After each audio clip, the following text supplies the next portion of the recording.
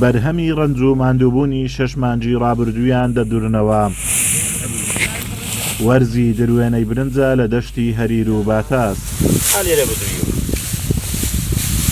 جوتیاران باشترین زۆری برنجی سەدری و کوردیان بەرهەمهێناوە. لە دەشتی باتاس و هەریر ئەمە دوو جۆرە برنج دەچینین. برنجی کوردی و برنجی سەدری، برنجی 6 مانگیە بەناوبانگترین برنجە. ئێستا عالیان دەقا وەرزی دروێنەیە، برنجەکان درویتەوە لێرە دەیهاوێ لەبەر جەڕاسەی پاچی دەکەین و چەرت و کەکەی لێ دەکەینەوە، ئەو جا دەبەینە ئاشی. ئێستا شەو ساڕۆژ برنجی کوردی بەحامەتەن برنج کمە.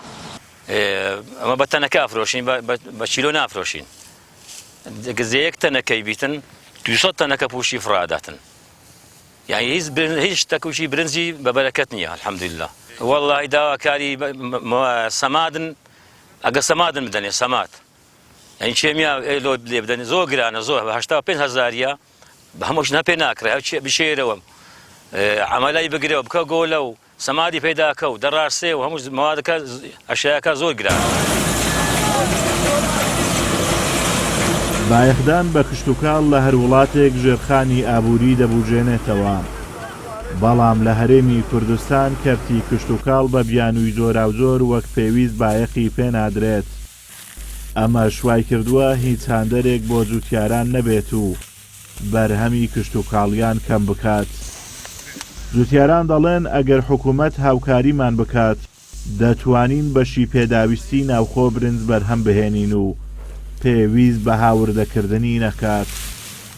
بەخوای ئەگە گرنگی بە برنجە ناوخۆ بدا حتمەن ئێرانێ باشترە لە هەموو جێک، بەس وەکو گرنگی بەخوای پێی نەدەیە. ئارە وەڵاهی وەکو برنج یعنی بەرهەمەکە لە ناوخۆ لۆمە زیادشە، یعنی لۆ قەومی کوردستانی ئەگە بکرێ بەس ناکرێ. ئێستا ئەگە بکرێ بەس لێرە فەقیرەکاکە، یعنی ئەی معاشەکشی هەبی ناکە. قورآن برنجەکە دوو نەوعی هەیە، کوردی هەیە دنک خڕەکەیە، سەدریش دنک درێژەکەیە بۆندارە. ئەگەر حکوومەت یارمەتیمان بکە زیاتر بەرهەمتەینین. برنجەکەش ڕاستی زۆر بەناوبانگە، لە بازاڕش ئێمە بەناوبانگە پارەچی چاکش دەکا.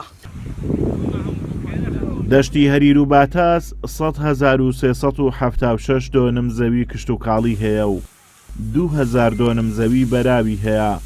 400 دۆنم کراوە بە برنج و پێشبینی دەکرێت ئەمساڵ نزیک 700 تۆن بەرهەمی هەبێت. برنجی کوردی و برنجی سەدری یەکێکن لەو دوو برنجانەی کەوا جوتیاران لە دەشتی هەریر بەرهەمی دەهێنن و قازانجێکی باشی لێ دەکەن ساڵانە. بەڵام داواکاری سەرەکیەوەیانە حکوومەت هاوکاریان بێت بۆ بەرهەمهێنانی زیاتری برنج. ئازاد و مەراوی کەناڵی ئاسمانی پەیام، دەشتی هەریر.